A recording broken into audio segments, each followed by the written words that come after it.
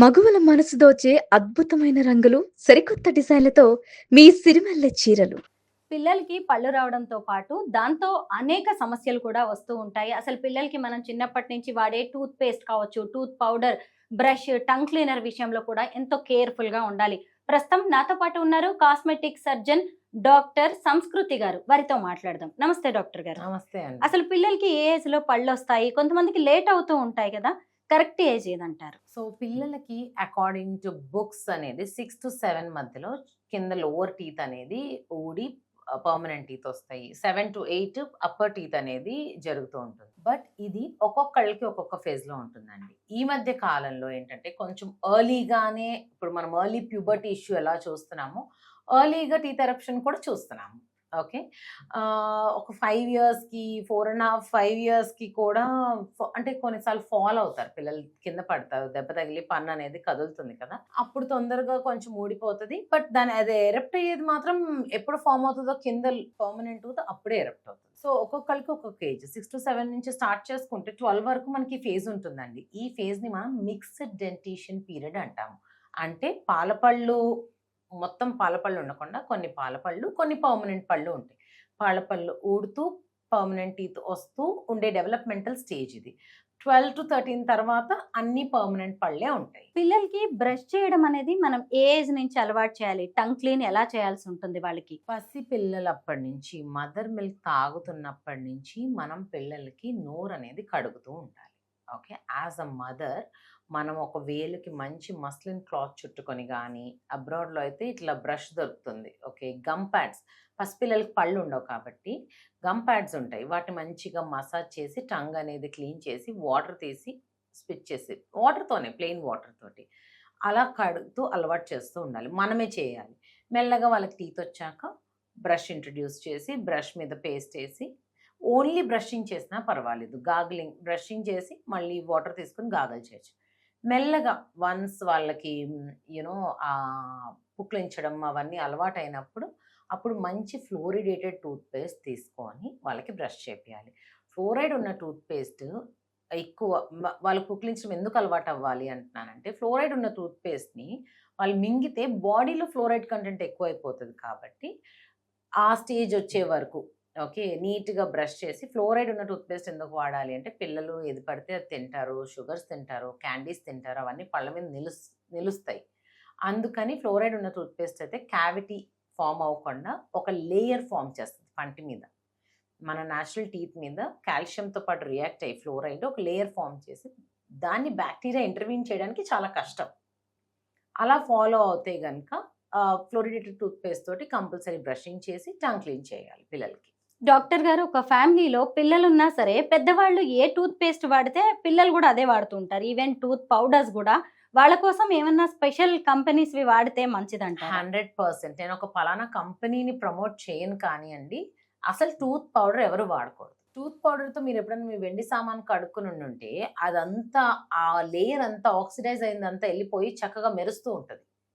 ఎందుకు మెరుస్తుంది? It has abrasives in it. అంటే ఒక సర్ఫేస్ని అరగదీసే శక్తి టూత్ పౌడర్లో ఉంది. అవి మీ పళ్ళకి అసలు వాడకూడదు. First thing. సెకండ్ థింగ్, అందరూ పేస్టే వాడాలి.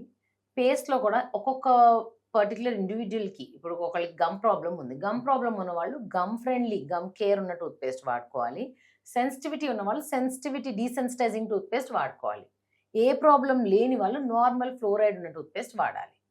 పిల్లలకి మాత్రం పిల్లల లెవెల్లో ఉన్న ఫ్లోరైడ్ కంటెంట్ ఉన్న టూత్ పేస్ట్, ఇప్పుడు మనం వాడే పేస్ట్లు పిల్లలు వాడలేరండి పాపం. మనం బాగా ఫ్లేవర్ఫుల్గా మింటీగా ఉన్న పేస్ట్ ఇష్టపడతాం, అంటే మనకు అది స్ట్రాంగ్గా అలవాటు అయిపోయి ఉంటుంది. పాపం పిల్లలకి ఆ మింటీ టూ హార్ష్ అయిపోతుంది, మంట పుడుతుంది. సో వాళ్ళకి ఏదో బెర్రీ ఫ్లేవర్, స్ట్రాబెర్రీ ఫ్లేవర్ ఏదో ఉన్న టూత్ పేస్ట్ ఇస్తే వాళ్ళు హ్యాపీగా కంఫర్టబుల్గా బ్రష్ చేసుకోవడానికి ఇష్టపడతారు. మీరు చిన్నప్పుడే మింటీ టూత్ పేస్ట్ అలవాటు చేశారనుకోండి, వాళ్ళు మంట పుట్టేసి they don't want to brush also. Doctor గారు, చాలా మంది పిల్లలు టూత్ పేస్ట్ తినేస్తూ ఉంటారు. దానివల్ల ఏదైనా నష్టం ఉంటుందా? హెల్త్ ఇష్యూస్ వచ్చే అవకాశం ఉందా? అది ఎక్కువ తినకూడదండి, బికాస్ దాంట్లో ఫ్లోరైడ్ కంటెంట్ ఉంటుంది కాబట్టి ఎక్కువ తినకూడదు. పేరెంట్స్ కంపల్సరీ మానిటర్ చేస్తూ ఉండాలి. పిల్లలు ఏది చేసినా మనం మానిటర్ చేస్తాం కాబట్టి ఇది కూడా మెయిన్ స్టెప్ మనం మానిటర్ చేయడానికి. సో పేరెంట్స్ సూపర్విజన్లోనే బ్రష్ అనేది చేసుకుంటూ ఉండాలండి, అట్లీస్ట్ ఒక 8 years వరకు. చాలా మంది బ్రష్ కొనిచ్చామా, టంగ్ క్లీనర్ కొనిచ్చామా, పేస్ట్ కొనిచ్చామా అయిపోయింది అన్నట్టుగా ఉంటారు పేరెంట్స్. కానీ బ్రష్ ఎలా చేయాలి, టంగ్ క్లీన్ ఎలా చేయాలనేది కూడా చెప్పరు. అవసరమా? 100% అవసరం అండి. As a parent you must train your child. You should train them how to brush, how to clean there tongue, how to gargle. ఇవన్నీ మనం నేర్పిస్తేనే వాళ్ళు నేర్చుకుంటారు. వాళ్ళంతట వాళ్ళు ఏం నేర్చుకుంటారు? టీవీలో, వీడియోస్‌లో, కోకోమెలన్‌లో చూసి కొంతవరకే యెస్. నేర్చుకుంటారు. ఓకే. మనం బాగా ట్రైన్ చేయాలి. నీట్‌గా అన్ని సర్ఫేసెస్ బ్రష్ చేయాలి నాన్న అంటే చాలా మంది మిస్ చేస్తుంటారండి. బ్రష్ చేసేటప్పుడు ఫ్రంట్ సర్ఫేసెస్, లోపల సర్ఫేసెస్, ఈ సర్ఫేస్, కింద అన్ని పక్కల నీట్‌గా బ్రష్ చేసుకోవాలి. డాక్టర్ గారు నార్మల్‌గా పిల్లల్లో వచ్చే డెంటల్ హెల్త్ ఇష్యూస్ ఏంటి?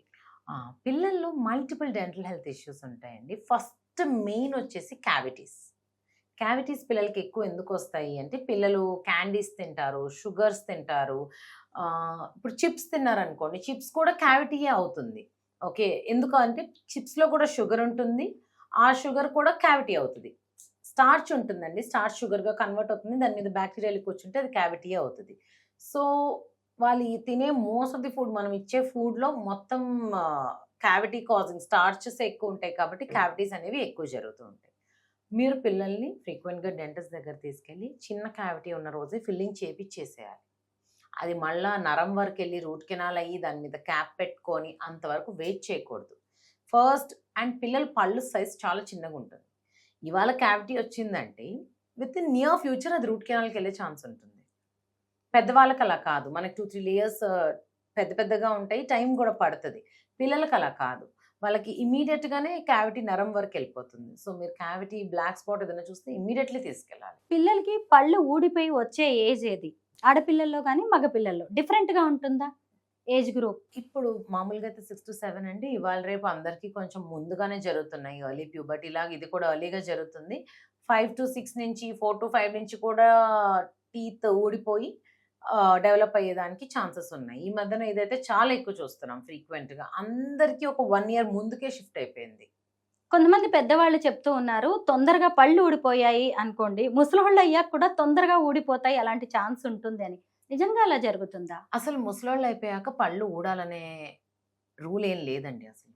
అంటే మీరు పలానా ఏజ్ 80 ఇయర్ వచ్చేయంగానే మీ పళ్ళన్నీ ఇలా చేతిలోకి వచ్చేసేటట్టు ఏమి ఉండదు. మనం బాగా మెయింటైన్ చేసుకుంటే మనం హౌ మెనీ ఇయర్స్ మనం అలైవ్ ఉంటామో అన్నాళ్ళు పళ్ళు బానే ఉంటాయి. పళ్ళకి మెయింటెనెన్స్ చాలా అవసరం. పంటికి ఏదైనా జరిగితే మీరు టాబ్లెట్ ఏసుకోవడం వల్ల అది కరెక్ట్ అయిపోదు. డెంటిస్ట్రీ ఒక సెపరేట్ సైన్స్ ఎందుకంటే పంటికి ఏదైనా జరిగితే దాన్ని మేము మాన్యువల్‌గానే కరెక్ట్ చేయాల్సి ఉంటుంది. It is both biology and physics 2 కలిపి ఉంటదనమాట. ఒక టూత్‌కి క్యావిటీ వస్తే ఆ పార్ట్‌నంతా రిమూవ్ చేసేసి మళ్ళా దానికి బయో కంపాటిబుల్ మెటీరియల్ తోటి టూత్ ఫ్రెండ్లీ మెటీరియల్ తోటి ఫిల్ చేస్తాం. ఓకే. సో, పళ్ళు మీరలా మెయింటైన్ చేసుకుంటూ ఉంటే పళ్ళేమి ఊడవండి ఏజ్ అయిపోయినా కూడా. మీరు 100 ఇయర్స్ అయినా గట్టిగా ఉండేవాళ్ళు చాలామందుంటారు. సో, ఒక ఏజ్ రాంగానే గమ్ డిసీజ్ ఉన్నప్పుడు పళ్ళు ఊడతాయండి. మీకు ఆ గమ్ డిసీజ్ ఉంది అంటే బ్యాడ్ బ్రెత్ రావటము, చిగుళ్ళ నుంచి రక్తం రావటము అనేది మీ ఎర్లీ అడల్ట్‌హుడ్‌లో 25-30 మధ్యలో తెలుస్తూ ఉంటుంది. అలా తెలిసినప్పుడు మీరు ఫ్రీక్వెంట్‌గా ఇయర్లీ వన్స్ ఎళ్లి క్లీనింగ్ చేపించుకోండి. అవసరమైతే లేజర్ గమ్ ట్రీట్మెంట్ చేయించుకోండి. వీటితోటి ఎవ్రీ ఇయర్ మెయింటెనెన్స్ చేసుకుంటూ ఉంటే మీకు ఈ ప్రాబ్లమ్ కూడా రాదు. మీ పళ్ళేమి ఊడవసలు. ఓరల్ హైజీన్ కేర్ ఎలా తీసుకో? ఓరల్ హైజీన్ ఒక 3 స్టెప్ ప్రాసెస్ అండి. Brushing, flossing and mouth wash. Every day ఉదయం లెగవగానే బ్రష్ చేసుకుంటారు. ఓకే. మీ డైలీ యాక్టివిటీస్ చేసుకుంటారు. బ్రేక్‌ఫాస్ట్ చేస్తారు. బయటికి వర్క్‌కెళ్ళే ముందు ఒకసారి మౌత్ వాష్ చేసుకొని ఎళ్ళండి. మౌత్ వాష్ చేసుకొని ఒక 30 మినిట్స్ వరకు మీరు ఏది తినకూడదు, తాగకూడదు. ఎందుకంటే ఆ యాంటీ బ్యాక్టీరియల్ యాక్షన్ డెడ్ అయిపోతది. ఓకే. మీ హోల్ డే మీరెలా అంటే మీరు ఏ ఫుడ్ హ్యాబిట్స్ అన్నా చేసుకోండి. ఏదైనా షుగరీ ఫుడ్స్ తింటే ఎమ్మటే గార్గిల్ చేసుకోండి. టీ, కాఫీ తాగిన వెంటనే గార్గిల్ చేసుకోండి. డిస్కలర్ అవుతాయి మీ పళ్ళు. మామూలు మిల్క్ టీ, షుగర్ ఉన్న టీ తాగితే పంటి మీద ఒకలాగా గారలాగా పట్టే ఛాన్సెస్ ఎక్కువుంటాయి. గార్గిల్ చేసుకొని మెయింటైన్ చేసుకోండి. ఎండ్ ఆఫ్ ది డే ఇది మెయిన్. మీరు ఉదయం ఏం చేశారో మెయిన్ కాదు. నైట్ ఏం చేశారనేది మెయిన్. మీరింటికొచ్చాక డిన్నర్ అయిపోయాక ఒక 30 మినిట్స్ గ్యాప్ ఇచ్చి ప్రతి పళ్ళ అంటే మీ మెయిన్ టీత్ మధ్యలో ఫ్లాసింగ్ అనేది చేసుకొని బ్రష్ చేసుకుంటే మీ టీత్ న్యాచురల్‌గా అలానే ఉంటాయి. ఒక్క 5 మినిట్స్ దీనికోసం మీరు కేటాయించండి. ఓరల్ హైజీన్ గురించి చాలా మంచి విషయాలు చెప్పారు. Thank you so much.